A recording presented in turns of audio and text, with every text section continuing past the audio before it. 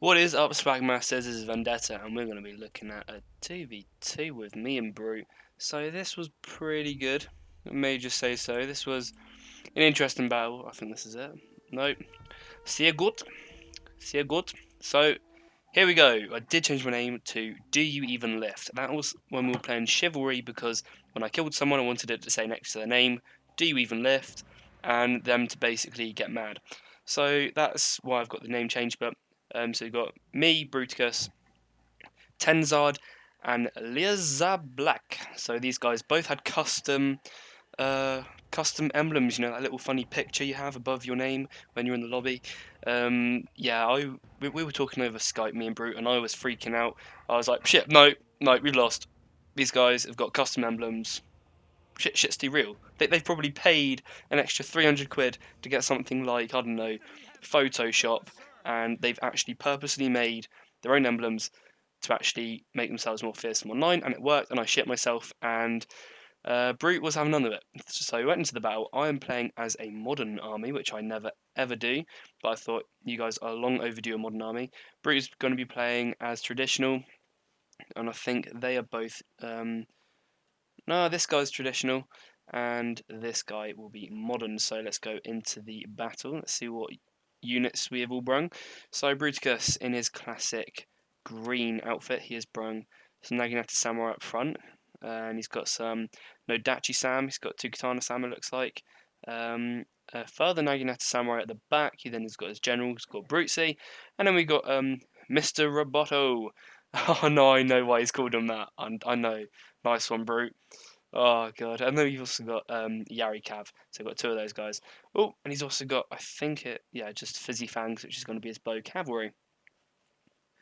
This is my general. I've called him Captain J Cabinet. For some reason, it keeps flicking between my old and modern generals, so it's a bit odd. Anyway, so let's look at what I've brung. So obviously, I've got Captain J Cab. We've got, I think, two Black Bear, three Black Bear, and see, I've got four Black Bear, it looks like. I think I've got a couple of red. I've then also got three or four Spear Levy. It's a bit hard to kind of tell with all this. And I've also got, I think, two Yari keys. So it's a pretty potent army. It's a nice big army to bring. Got lots of nice gun units. So they'll be able to they'll be more than capable of chomping down some enemies.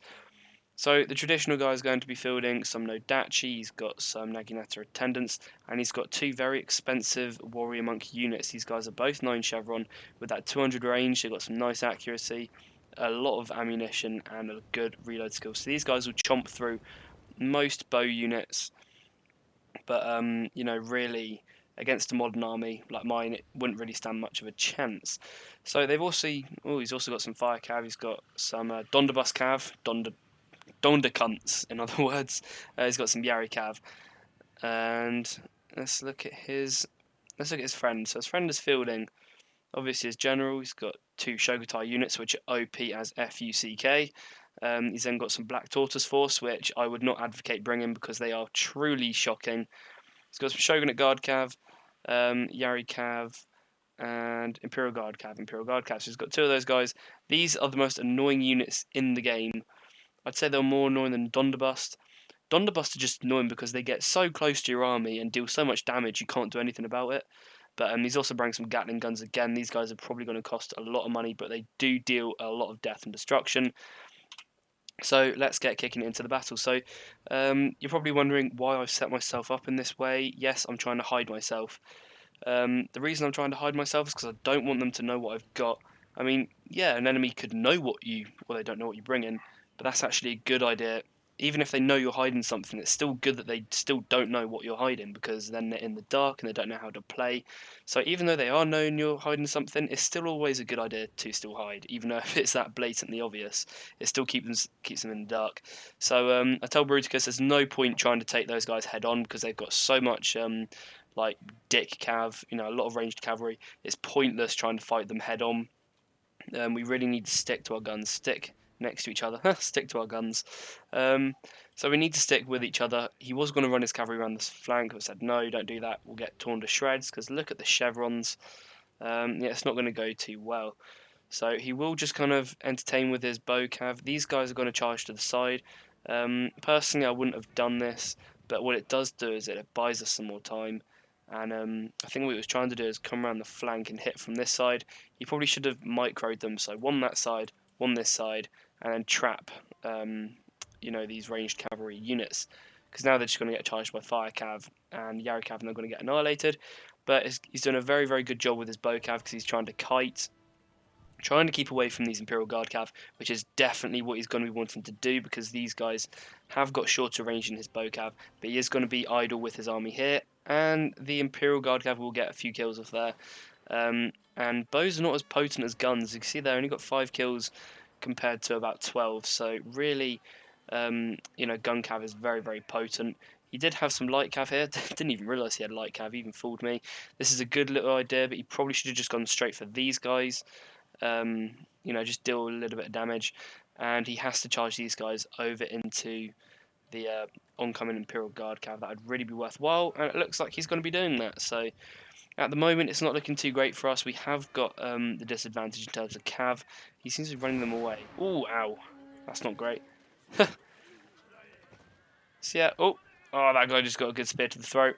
So Brooticus's cavalry are going to fight bravely, but not do too well.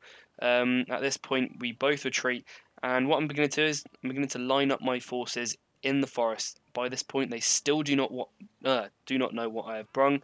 I charged my cavalry off here early to capture the workshop because we're going to be giving them the field dominance. I want them to come to us because I'm fielding superior rifle troops. So really, they're the ones going to be attacking us. We need to keep hold of this workshop, otherwise it will begin a 10-minute countdown. And look, all of a sudden, holy shit, that's what Legendary Vendetta is doing. He's hiding all of his rifle troops in the forest, and it just it takes a good number of them out, and they begin to flee. And what I'm doing is I'm slowly forming up, and then taking units from behind up, forming up, and then taking these units that are already formed up. So I'm kind of laddering up a little bit, trying to skip along, producing some cover fire so that they can't really do too much. I will line these guys up. Oh, just my spear units on this flank, because I don't want any of his Donderbus cav getting anywhere near me. That's a good counter to any ranged cavalry, is going to be gun units. They do so well, and they're the same as the gun cav, they're just less mobile, and there's more of them, so technically it's a very good counter. So I'm going to be telling Brute to get into the forest. We need to slowly make our way up because we have to defend this workshop at all costs, because now they have captured the sword dojo, and there was another one, wasn't it? Oh, there wasn't another. I thought there was another key building. Anyway, so if you capture all the key buildings, it will begin a 10-minute countdown timer, and we couldn't allow that to happen, so we really have to keep them from capturing this, and it looks like they're going to be capturing it, which isn't too great. Now these bow monks, as I said before, they would have cost a crap ton of money. I mean, look at that. 200 range. They even have charge bonus. The guy even upgraded charge bonus. Oh no, wait. I think that's because of the sword dojo. Increase, yeah, and charge. That's fair enough. So yeah, my bad. But what I'm going to do is I don't want them to capture it, so I need to try and pull some units away, which looks like it's going to be working. I want to maneuver them into this gap and then bring them round into these expensive bow units. You really should be having these guys in loose formation so they don't concede as many deaths, as they've already lost a good number of men. And I do take the other guy into micro and hopefully hit his avatar. But his avatar has got some insane stats. Look at that, 31 melee attack. You can't kill someone with that. Look, immediately, he's already ripping in. He's already destroyed one of my troops. So his general is pretty beast. But we have managed to consolidate our power on the workshop, which is good. As long as I don't have it, it's all okay. So yeah, I mean, Brute is kind of over here. He's a bit isolated. I do need to move my way up, but I was too focused on micro and the cav over here. And I think I will, I'll just begin to move these guys up, and I'll move the rest of my army up this way as well, because I really have to get to that workshop before they can capture it and start that 10-minute countdown. And in that 10 minutes, we're going to have to play our cards perfectly. So at the moment, our opponents are kind of doing everything they can try and get us out, because if they can get this workshop, it will begin a 10-minute countdown timer, and it will force us to come out of our little forest. But we have dealt some good casualties to their gun units, which is nice. This Donderbus Cav are now going to truck up and take some really easy shots at his Naginata Samurai, which isn't too great. There's not too much Brooticus can do here. Ooh! Ow! That just took 42 men out. That is painful. Dondercunts are so OP. Anyway, so he's going to charge his bow cav. I just said to him, charge your bow cav at them because they might do better in them. No, they won't do as well in combat, and that was a fairly limp charge, if I'm perfectly honest. But what it does is it pins down the Donderbus for any other cavalry to get in nearby. And Captain J. Thompson, in his samurai attire, is going to be shooting a few of these Donderbust, and we do manage to get them down by 12 men, which is pretty darn useful. Every man will count in a gun cavalry unit. So at the moment he's saying to me, you know, Vendetta, you need to get some men over here. So I do pull over this black bear, and I will pull them into a nice straight line to prevent any cavalry attacks from the flank. Meanwhile, I'm still moving up. I've got some nice long lines of units here with some nice firing arcs. So if they come anywhere within this vicinity with their army, they will get messed up hard. But they are beginning to capture this with their Imperial Guard cav, which is not too great for us. Captain J. Thompson is in some mortal peril. He's only lost 2 men, so not really. And the Black Bears will be making their way over momentarily. But holy shit, what's this? Oh my god, no! I was hoping these guys would never actually be useful in the battle. Gatling guns, oh yes, shit, perfect position. They've got a whole army to look at. This is not going to look good. But as I said, you know, I mean, one of the reasons why I did pick the forest was because they can't see my units. And that is why it is so perfect. That is why it's absolutely beautiful. Because he can't see my units, he has to get troops really close up to about here. But of course, if he gets to about here, he sees my units, I'll take volleys off and they'll all die. And his Gatling guns won't have seen me for long enough to actually get some good shots off. I do take some Red Bear infantry up because I didn't realise that you won't be able to actually shoot at them because obviously they are in hiding. So I do move them up slightly because I want to take them out, but I want to try and get this workshop at the same time. I move these guys up just to try and get at those Imperial Guard cav as well. And this just kind of makes a good staging area, so it extends my firing line. And it does mean that I'll be able to slowly move units up. But unfortunately, Captain J. Cabinet is unfortunately in the kind of open, so he needs to get out before those Gatling guns lock onto him. So at the moment, it's looking pretty darn dire. They have got the workshop, and you can't see it in the corner, but it does start a countdown. Now we've got 10 minutes, me and Brooticus, to try and make something of this. Can't really see Brooticus' army too well, but it's here. They've got some pretty bitchin' stats. He's really going to be using the melee force of my army. Or my army. He's going to be the melee component of our army. I do take these guys up on the flank because I don't want them progressing down. And the Gatling guns are going to begin to take some more shots off. Damn, they're so cool sounding. I'm surprised more people don't use Gatling guns because they are pretty beast. I mean, they're not doing too great now, but I mean, in a lot of... You know, if there's loads of troops here, like, I don't know, Fall of the Samurai, they're going to rip. So my Red Bears begin to open fire on his Black Tortoise force. Obviously, mine should win. Yeah, I mean, the stats are pretty superior, my troops. And Captain J. Cabinet decides to open up some Imperial Guard cabs. So it looks like we're going to take those guys out with my general, which frees up this flank. And I take all my spear units around the side to try and flank them. On this side, he tried to go for the Donderbus attack again, but in his face I just pop up a shit ton of Black Bears and kick the crap out of them, and I pretty much wipe out almost all of his Donderbus cav. There's none left now. So all of those guys are completely out with a vengeance. You can say I had a vendetta, and I'm now going to begin to move my way up on this flank. I have to take out these Gatling guns with this little expeditionary force in order for the rest of my army to move up. Now, Captain Cabinet is going to charge the guns, and they're going to be mincing their own Gatling gun crew. I didn't see that, and that is a lot of blood. So Captain Cabinet will win that pretty easily. It was a risky move, given all these gun units around, and my guys will make their way up the hill. Now, I've taken those guys out, so you should see me, hopefully, move up some of my red bear infantry in a minute. But you see, this is what is so good about the reason why I picked to attack from this kind of side, because it's got all the forest here, so obviously you're hidden, and also it's hill. The gradient of the hill is very good, so if they're advancing up, these guys stand up and shoot. These guys, obviously, because they're on a higher gradient, they can shoot over the heads of the red bears, so you effectively get 2 lines of fire, which is a good idea if you're ever planning on bringing a modern army. So I begin to retreat because these Shogutai are looking pretty beast. They've got 19 melee. On Brooticus' side, he's just wiped out all the monks, and he's going to be making his way up into the exposed generals and Yariki. And these units are going to be no match for any of his troops. On this flank, they decide to bypass my Black Bear infantry, and they just decide to run straight past and try and go for my back lines, which, if I'm perfectly honest, is not going to be too helpful. And yeah, I mean, his cavalry and his units are going to mop up any of my crap troops, but I will be able to unleash with all of these black bears, and they will get a good substantial amount of kills. This was bad positioning by me because these guys won't be able to shoot downhill when they're advancing. This is one of the best parts about being in forest. As you'll see, I've turned these guys back round, so he wasn't expecting this.